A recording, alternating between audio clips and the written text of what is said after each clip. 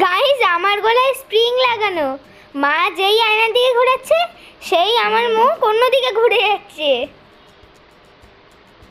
আবার করো, অনেক করে করো আবার।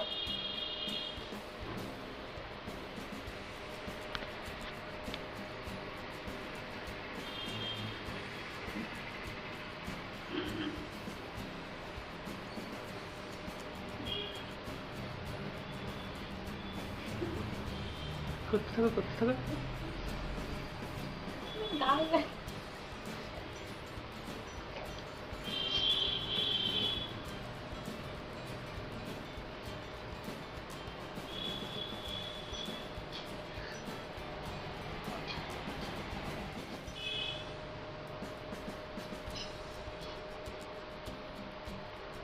হ্যাঁ